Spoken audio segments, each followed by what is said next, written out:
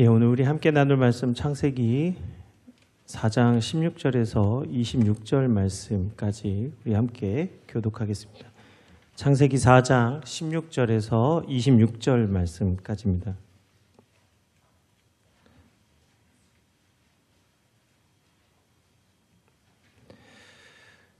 예, 찾으셨으면 우리 한 절씩 교독하겠습니다. 가인이 여호와 앞을 떠나서 에덴 동쪽 놋 땅에 거주하더니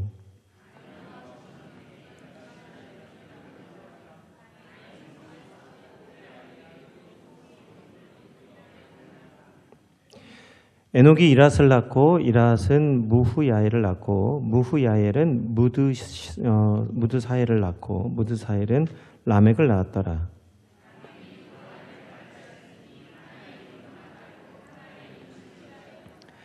아다는 야발을 낳았으니 그는 장막에 거주하며 가축을 치는 자의 조상이 되었고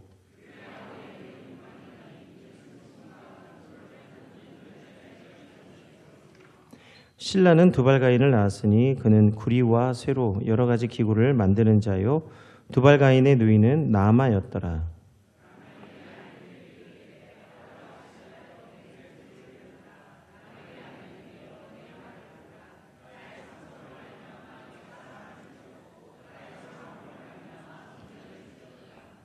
가인을 위하여는 벌이 7배 1인데 라멕을 위하여는 벌이 77배 1이로다 하였더라.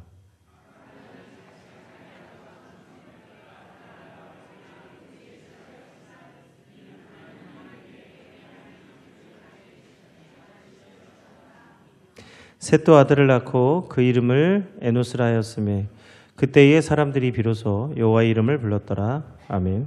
네, 우리 영원히 하나님을 찬양하는 우리 예배자가 된 것을 하나님 앞에 감사드립니다. 오늘 또 제목도 다시 세워진 예배라는 제목으로 함께 은혜를 나누고자 합니다. 어느 시골교회에 한 목사님이 새로 부임해서 이제 담임을 하게 되었습니다. 그 목사님이 처음 취임 예배 때에 말씀을 증거하시는데 얼마나 은혜가 됐든지 모든 성도들이 박수치고 막 은혜를 받아가지고 기쁨이 충만했어요. 그래가지고 이제 정말 좋은 목사님 오셨다. 그래서 온 교인들이 축하하고 좋아하고 한 주일이 지났습니다. 근데 이제 그 다음 주일에 설교 말씀을 듣는데 그 목사님이 지난주에 취임 예배 때 하셨던 그 말씀을 토시 하나 안 틀리고 그대로 또 하시는 거예요.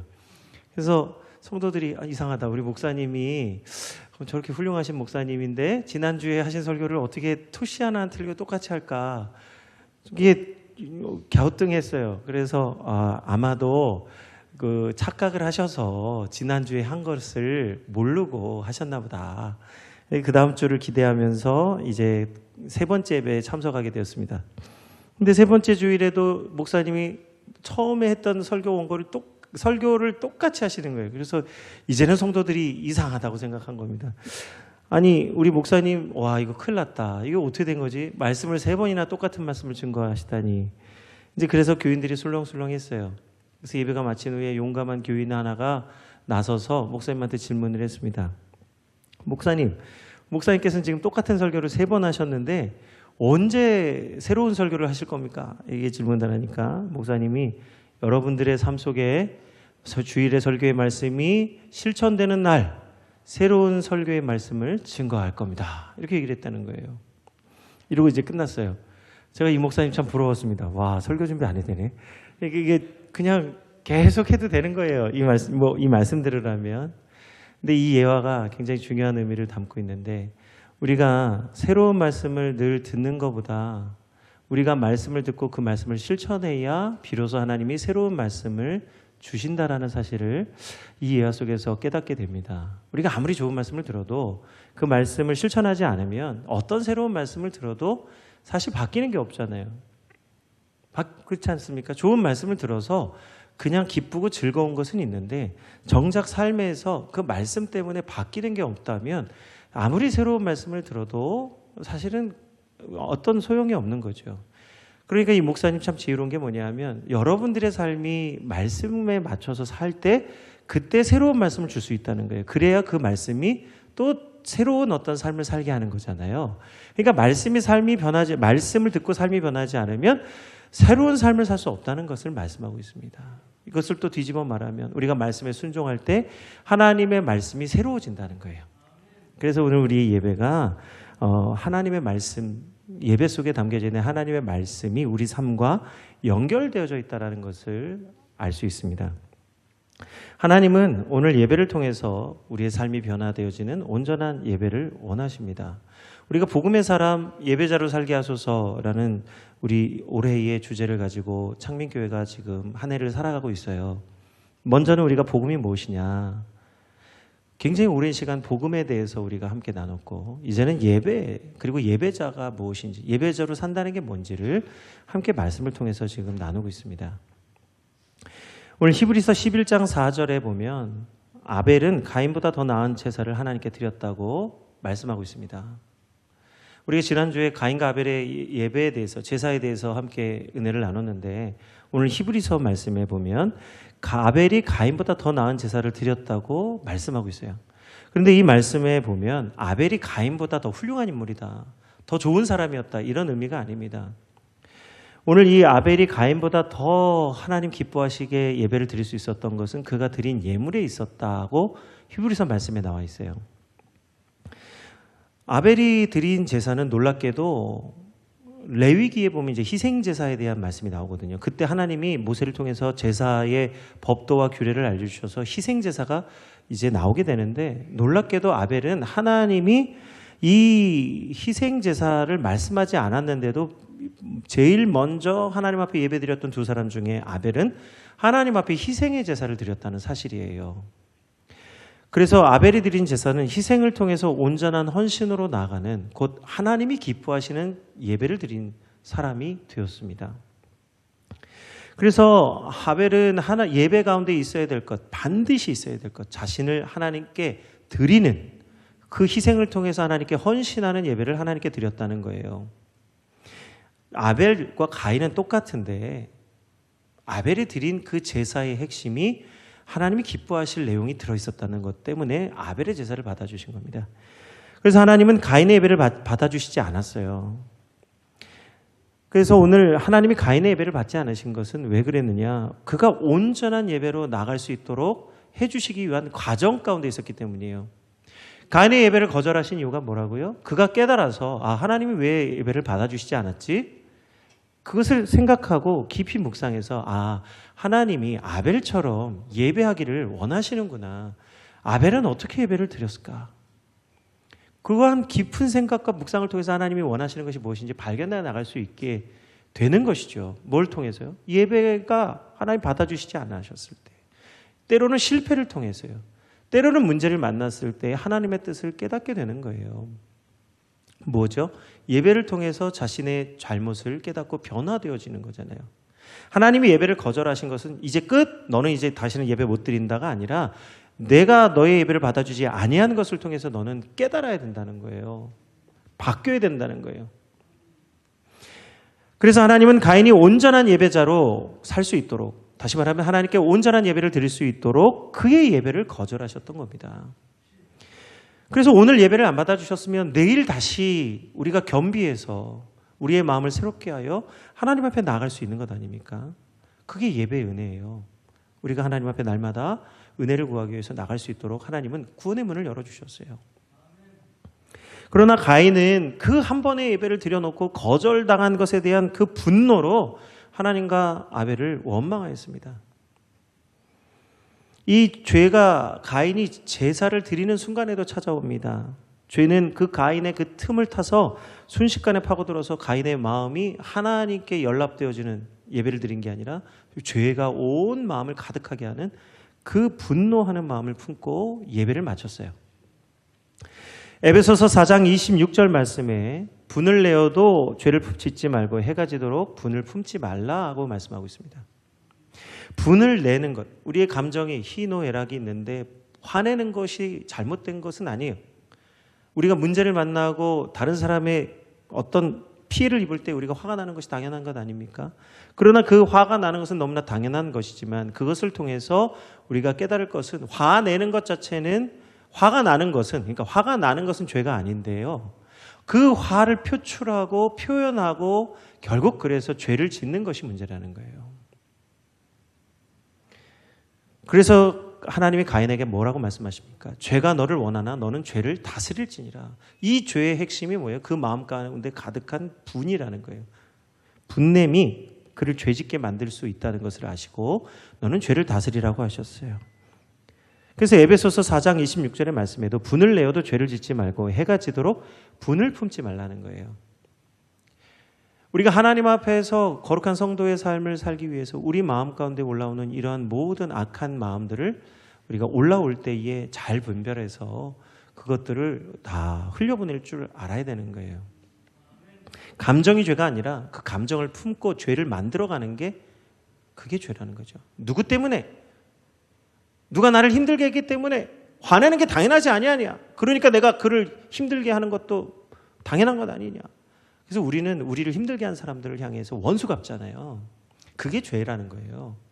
우리가 힘들고 괴로운 것, 우리 마음에 일어나는 그것을 그 사람에게 전가함으로써, 이게 이제 전가란 말 좀 어려운 말이지만 그 사람에게 원수 갚는 거죠. 똑같이 보복하는 거죠. 그렇게 함으로써 우리의 마음이 시원하게 한들 그것은 죄가 된다는 것을 오늘 하나님이 말씀하고 있는 겁니다. 오늘 그래서 가인이 죄를 다스리라고 하나님 분명히 말씀하셨는데도 그 마음에 분을 가득 품었어요.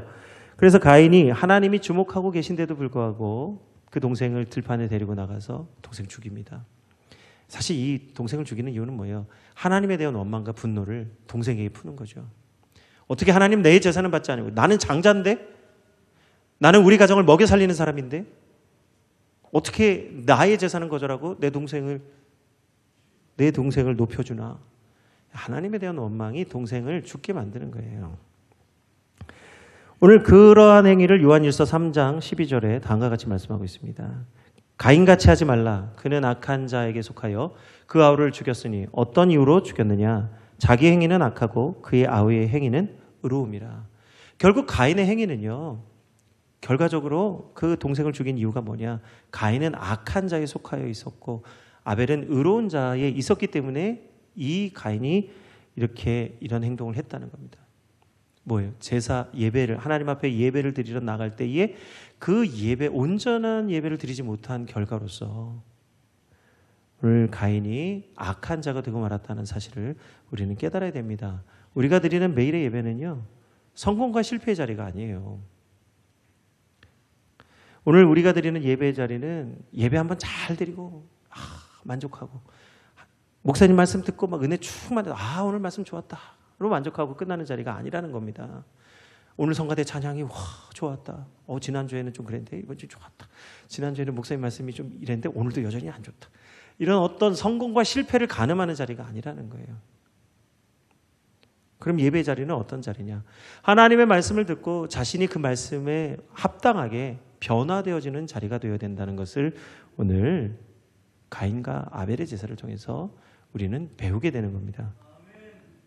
이제 예배를 실패하고 동생을 죽이고 이제 갈 때까지 간 가인이죠. 예배를 실패했더니 그의 인생이 나락으로 떨어지는데 한도 끝도 없이 떨어지는 거예요. 이제 가인이 할 수 있는 최선이 뭡니까? 이제 가인이 할 수 있는 최선은 뭐냐면 하나님 앞에 더 이상 있을 수가 없는 거예요. 그래서 하나님을 떠나 멀리 떠나는 겁니다. 가인의 직업이 뭐였어요? 농사를 통해서 땅의 소산을 얻어서 그것을 먹고 마시는 사람이었습니다. 그것을 또 하나님께 그래서 드렸던 가인이죠. 그런데 이제 그가 동생을 죽이고 하나님의 말씀에도 불구하고 하나님 말씀도 거절하고 동생도 죽이고 이제 그랬던 가인이 더 이상 농부로 살 수가 없는 거예요. 그는 자신의 죄를 지었기 때문에 죄값을 받게 됩니다. 죄는요, 우리 예수님께서 우리의 죄를 사하여 주셨지만 우리의 죄는요, 그냥 없어지는 게 아니라 죄값이 반드시 있어요. 우리의 죄값을 예수님이 친히 담당해 주셔서 속량, 곧 피 흘림을 통해서 예수님이 다 담당해 주셨죠. 그래서 우리는 죄사함을 받았습니다. 원래 우리가 받아야 될 죄값이 뭐죠? 사망이에요. 죽을 수밖에 없는 게 우리의 죄값이에요. 무엇 때문에요? 원죄. 하나님의 말씀을 거역하고 하나님을 싫어하고 미워함 받으며 하나님을 떠나려고 하는 우리, 그래서 하나님을 떠난 우리는 죽을 수밖에 없는 존재가 되는데 예수님이 속량 곧 피 흘림으로 말미암아 우리에게 있는 죽음을 용서해 주시고 우리를 구원하여 주셨어요. 예수님이 하신 일이 뭡니까? 하나님과 우리 사이에 막혀있던 담을 그 걸림돌을 제거해 주신 거예요. 예수님이 우리의 죄를 사해 주신 것은 그 걸림돌을 없애 주신 거예요. 그런데 우리가 그 없애 주신 그 걸림돌에 자꾸 예수님을 믿고 하나님을 예배하는데 자꾸 우리가 예수님을 믿으면서도 우리는 똑같이 과거와 똑같이 살면서 자꾸 그 없애 주신 걸림돌 그 자리에 자꾸 뭔가를 갖다 놓으려고 하는 습성이 있어요. 뭐죠? 온전한 죄 사함 가운데 들어가지 못한다는 거예요. 예수님이 죄를 사해 주시지 않아서가 아니라 예수님을 믿는데도 불구하고 자꾸 죄를 사랑하고 죄를 짓는, 반복해서 자꾸 죄를 짓는 자범죄죠. 죄가 이게 죄인 줄 알면서도 예수님 믿으면서 여전히 죄의 문제를 해결하지 못하는 성도의 모습. 예수님이 사해 주신 죄를 자꾸 내가 그 자리에 다시 죄를 갖다 놓아서 하나님과 우리 사이에 자꾸 그 걸림돌을 만들어 놓는 죄의 습성이 우리에게 있는 한 결코 죄에서 자유로울 수가 없습니다.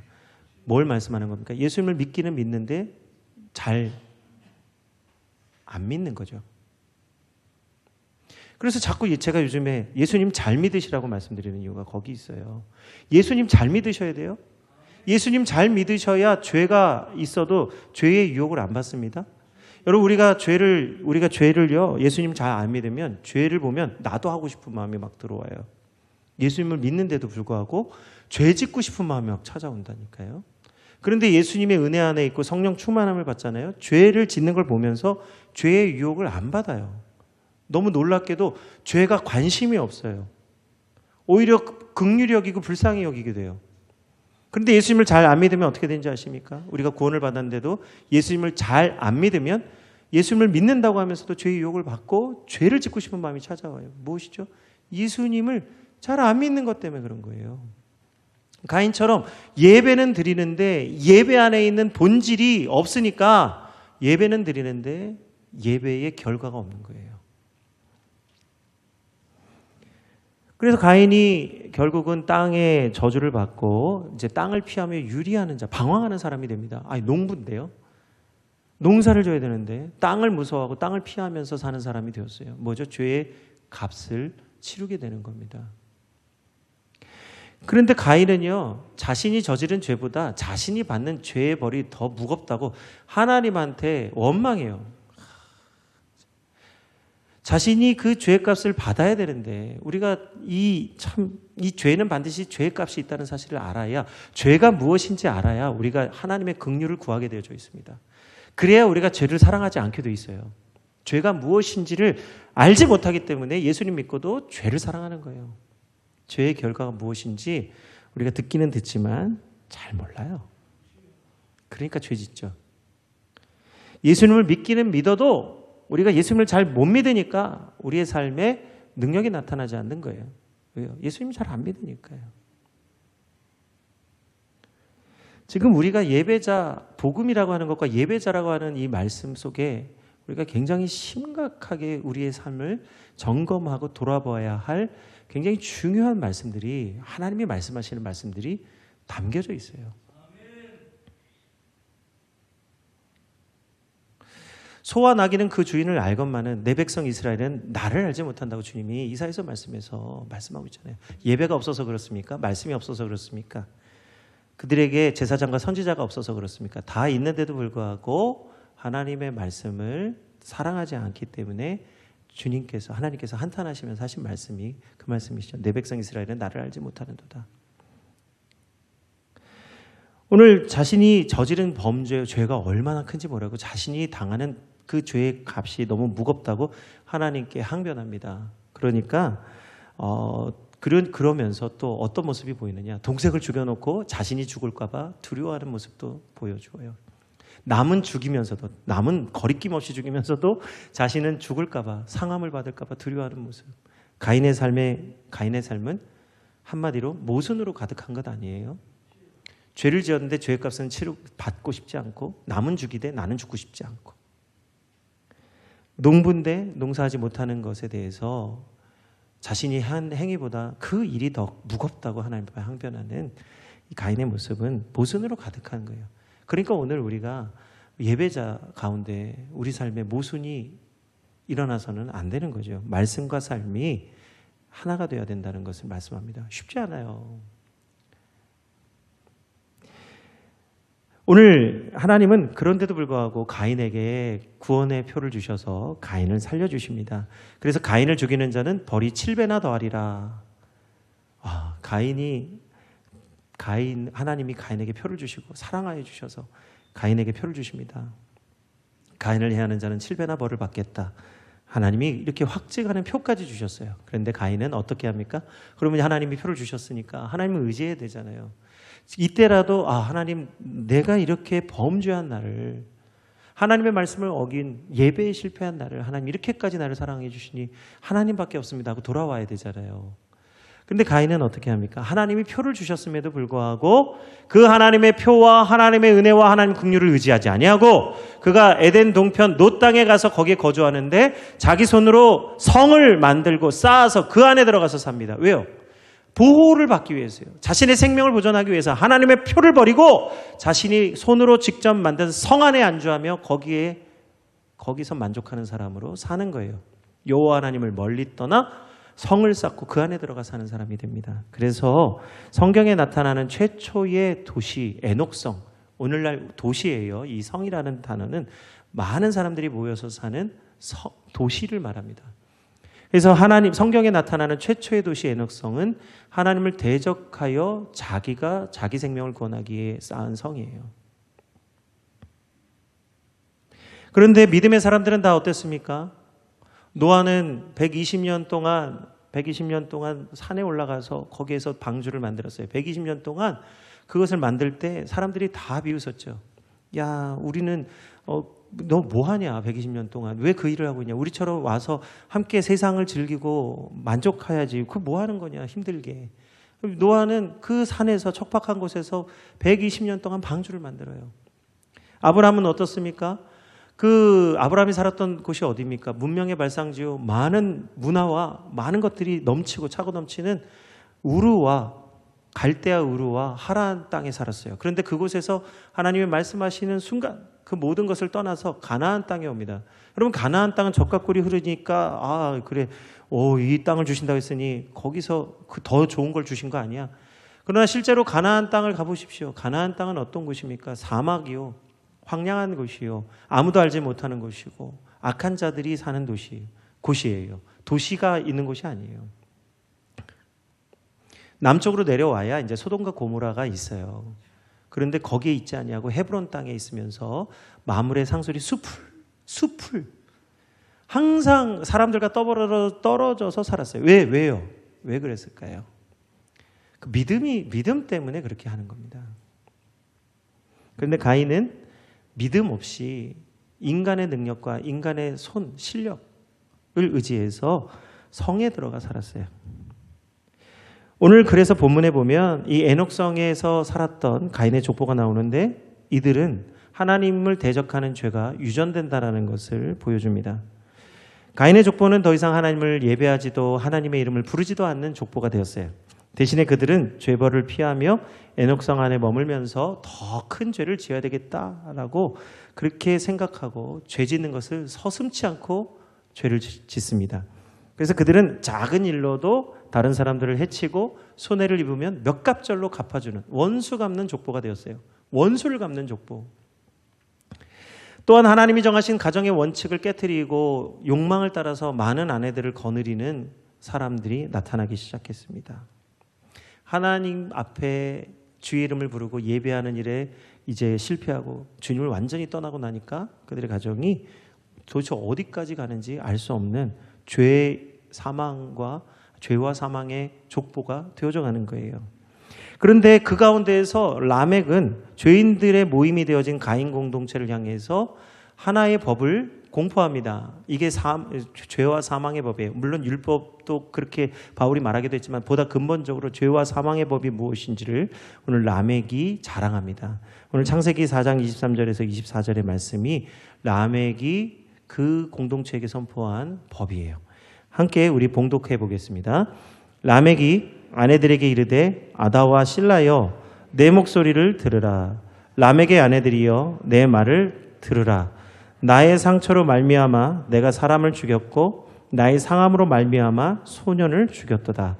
가인을 위하여는 벌이 7배일진데 라멕을 위하여는 벌이 77배로다 하였더라.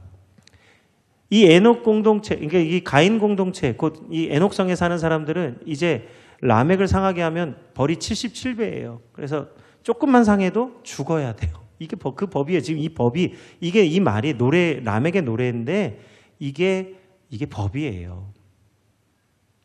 원수를 갚을 수 있는 거예요. 이 법을 공포함으로써 이제는 누구를 조금만 상하게 하고 누구를 조금만 힘들게 해도 생명을 거침없이 죽일 수 있게 법을 만든 겁니다. 가인의 후손은 하나님의 말씀을 떠나니까 사망의 법을 만들고 그 안에서 어떻게든지 살아남으려고 하는 이 사망의 법을 만드는 거예요. 왜요? 자신이 살기 위해서 다른 사람들에게 원수 갚는 것이 허용되는 법을 만드는 것 아닙니까? 가인에게는 7배이지만 라멕을 위해서는 77배다. 제가 오늘 일부 예배 때 이 말씀을 이렇게 봉독하는데 오늘 설교하기 전에 말씀 봉독하잖아요. 말씀을 봉독하는데 갑자기 성령께서 요즘 이런 말 하면 참 조심스러운데 이제 성령께서 깨달음을 주셨어요. 그게 뭐냐 하면 예수님이 베드로에게 말씀하셨잖아요. 제자들에게 너희는 너희 형제를 용서하고 용납해 주라 그랬잖아요. 그랬더니 베드로가 와서 그러잖아요. 예수님한테. 예수님 몇 번을 용서해 주겠습니까? 7번 용서합니까? 그랬더니 예수님 뭐라고 말씀하셨어요? 7번씩 70번이라도 내 형제가 내게 와서 용서를 구하거든. 여기 조건이 있어요. 490번을 무조건 용서하는 게 아니라 용서를 구하면 용서해 주라고 말씀하셨어요. 하나님도 우리가 자복하고 회개하여 주께 돌아오면 용서해 주신다고 하신 것처럼 용서의 원칙이 있는 거예요.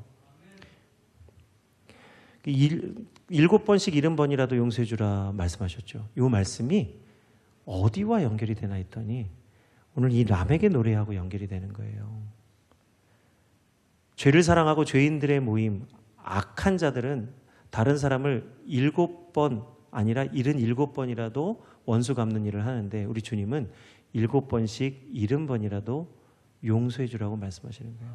완전히 다른 법이죠. 이거 굉장히 은혜가 있는 말씀인데 그냥 멀뚱멀뚱 하신 거 보니까 이게 무슨 말씀인지 잘 이해가 안 되실 수도 있는 것 같은데 다 이해하신 줄로 믿습니다. 무슨 말씀을 드리고자 하는지. 우리가 생명의 성령의 법 안에 있는다는 것은요. 다른 사람을 해하고 원수 갚는 게 아니라 용서함으로써 하나님의 의를 이루는 사람이 된다는 거예요.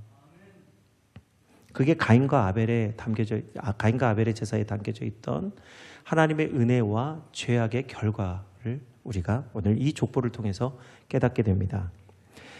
그래서 가인의 족보는 더욱 범죄하여 하나님을 완전히 떠난 죄의 족보로 전락하고 말았습니다. 오늘 우리 그래서 아담과 하와도 역시 또 새로운 족보를 써 내려가는데 이제 새로운 아들을 낳게 됩니다. 그리고 그 아들을 낳고 셋이라는 이름을 지어줘요. 셋이라는 이름은 대신하다, 새롭게 놓다라는 뜻이 있는데 오늘 이 셋은 아벨을 대신하는 아들입니다. 아벨이 누구입니까? 아벨은 하나님을 기쁘시게 하는 의로운 제사를 드린 아들이에요. 바로 그 의로운 제사를 드린 아벨을 대신할 아들로서 셋을 낳았다 하여 이름을 셋이라고 지어준 거죠. 그리고 그 셋도 이제 아들을 낳았는데 그 아들의 이름이 무엇이냐면 에노스라는 이름을 지어줍니다. 에노스라는 이름은 사람, 인간이란 뜻이 있어요. 아담도 사람, 에노스도 사람이에요. 근데 완전히 다른 이름이죠. 아담, 에노스. 다른 이름인데 둘 다 뜻은 사람, 인간이라는 뜻이 있어요. 그런데 무슨 차이가 있을까요? 아담은 하나님의 형상을 따라 지음받은 사람이기 때문에 아담입니다. 그런데 에노스는 인간이 낳은 아들이라 하여 에노스라는 뜻이 되어진 거예요. 하나님의 형상, 이제는 에노스는 사람의 형상을 따라 낳은 아들이라 해서 에노스가 됩니다. 그 말씀이 오늘 창세기 5장 3절의 말씀이에요.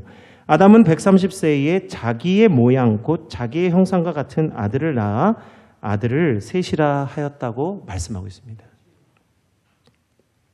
이제 아담과 하와의 족보 아래 인간의 족보로 이제 인간의 족보가 이어지는 거예요.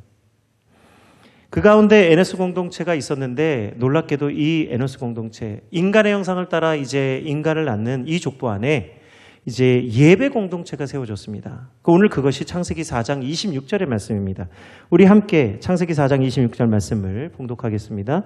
셋도 아들을 낳고 그의 이름을 에노스라 하였으며 그때의 사람들이 비로소 여호와의 이름을 불렀더라. 아멘. 가인의 족보는 죄를 사랑하고 범죄하는 공동체가 되어져 갈 때에 아담의 족보는 하나님을 사랑하고 예배하는 공동체가 되어갔습니다.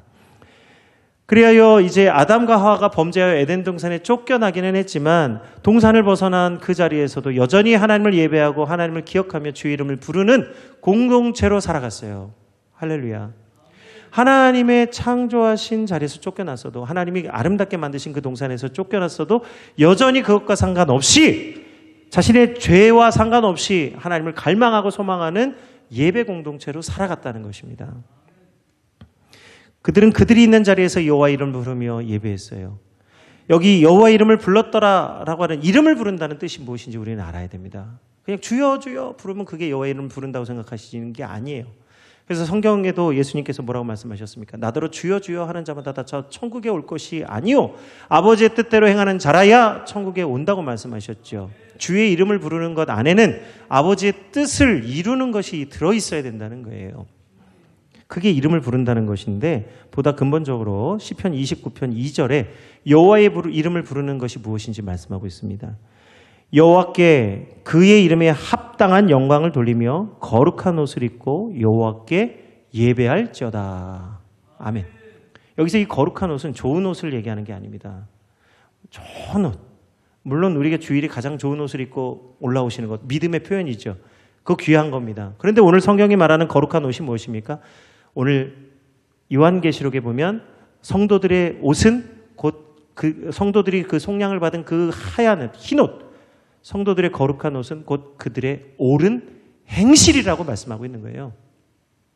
거룩한 옷을 입는다라는 것은 말씀을 따라 합당한 삶을 사는 성도들을 뜻하는 겁니다. 그러므로 주의 이름을 불렀다, 여호와 이름을 불렀다 하는 것은 성도 그들이 여호와의 이름에 합당한 삶을 살며 그들이 옳은 행실로 여호와 하나님 앞에 섰다는 것을 말씀하고 있는 거예요. 그래서 언제나 예배가 회복이 되면 주의 이름이 높아지게 되는 것입니다. 주의 이름을 높이는 자는 어디를 가든지 주의 뜻을 따라 살게 되는 거예요.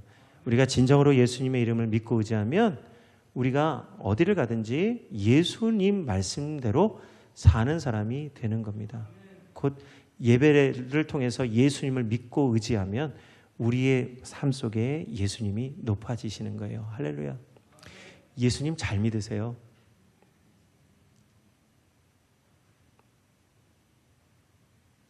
가인으로 인해 끊어졌던 아벨의 제사가 에노스 때에 다시 회복이 되었습니다. 가인으로 인해서 완전히 하나님 앞에 온전한 예배가 끊어질 뻔했어요. 그런데 그 자리를 셋이, 그리고 그 셋이 낳은 아들 에노스를 통해서 다시 온전한 예배가 회복이 되었습니다. 그들은 홀로 있을 때나 함께 있을 때나 언제든지 여호와의 이름에 합당한 사람이 되고자 했습니다. 오늘 이 에노스의 때는요, 하나님께서 모세를 세우셔서 제사장 나라 하나님의 백성이 되기 전에, 언약이 있기 전에 있었던 예배 공동체였지만 그들은 전심으로 주의 이름을 의지하고 참된 예배를, 하나님께 예배를 드렸던 예배 공동체였습니다. 주의 이름을 의지하는, 그 의지하는 것이 무엇인지 오늘 시편 9편 10절에 말씀하고 있습니다. 여호와여 주의 이름을 아는 자는, 여호와여 주의 이름을 아는 자는 주를 의지하오리니 이는 주를 찾는 자들을 버리지 아니하시느니이다. 주의 이름을 아는 자는 주님을 의지한다는 거예요. 우리는 예수님의 이름은 알지만 오늘 이 말씀을 통해서 스스로에게 질문하셔야 됩니다. 내가 정말로 예수님의 이름은 아는데 정말로 주의 이름을 온전히 의지하고 있냐.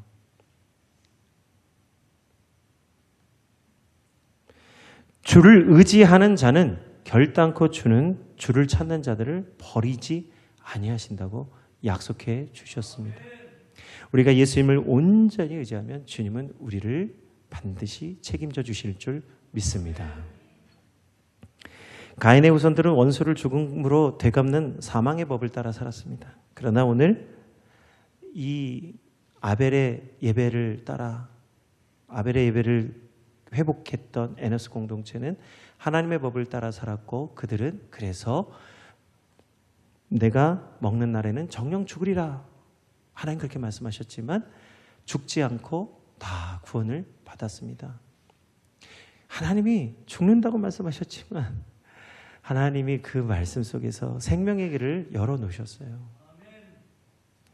그런 점에서 하나님도 모순이 있으신 거예요. 죽을 수밖에 없는 우리들을 살려주시고 사랑해주시고 구원해주시는 하나님의 모순이 안에 있는 거예요. 죽을 수밖에 없는 죄인, 하나님을 만날 수 없는 죄인, 하나님 앞에 서면 죽을 수밖에 없는 우리들을 사랑해 주신다는 거예요. 이 하나님의 자기 모순을 해결하기 위해서 우리에게 믿음을 요구하시는 거예요.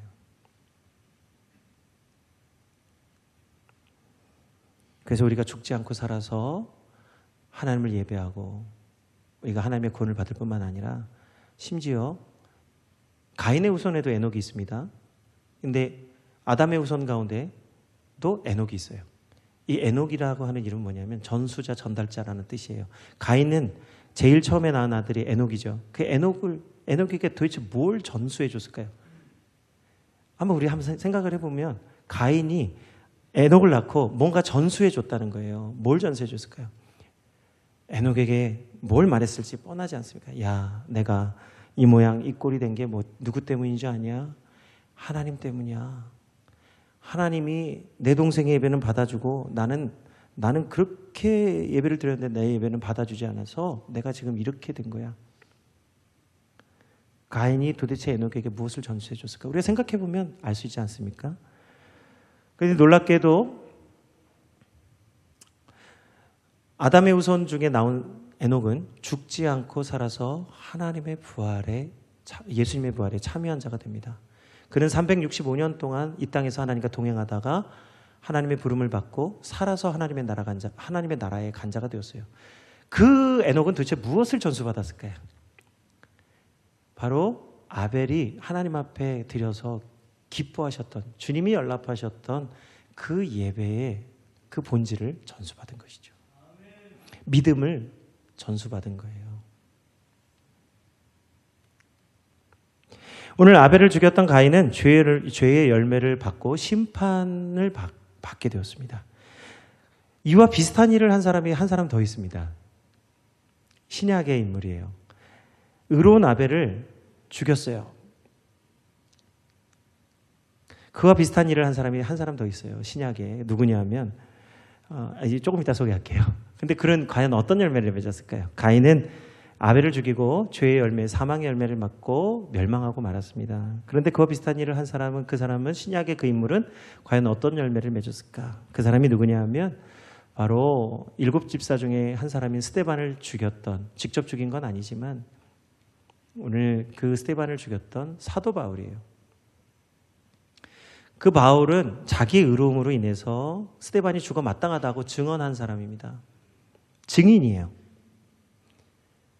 스데반이 죽는 걸 즐거워하고 기뻐했던 그 바울이 예수님을 만나고 난 뒤에 무엇이 되었습니까? 이방인과 모든 열방과 민족을 위한 사도로 부르심을 받았어요. 무슨 차이가 있을까요? 똑같은 일을 벌였는데, 똑같이 무죄한 자의 피를 흘리게 했는데 한 사람은 멸망하고 한 사람은 하나님의 큰 쓰임을 받는 사람이 되었습니다. 이 핵심이 무엇일까요? 우리 성도님들이 스스로 질문하셔야 돼요. 우리 각자는 하나님을 높이고 변화된 삶을 살기 위해서 우리는 예배 자리에 나왔습니다. 우리도 이들과 별반 차이 없이 하나님 앞에서 허물지고 범죄한 백성들임에도 불구하고 하나님 앞에 나왔어요. 우리가 하나님 앞에 나올 수 있는 이유는 무엇입니까? 예수 그리스도의 보혈을 의지해서 나올 수 있는 거예요. 예수님께서는 하나님과 우리 사이에 막혀져 있는 걸림돌을 완전히 제거해 주셨습니다.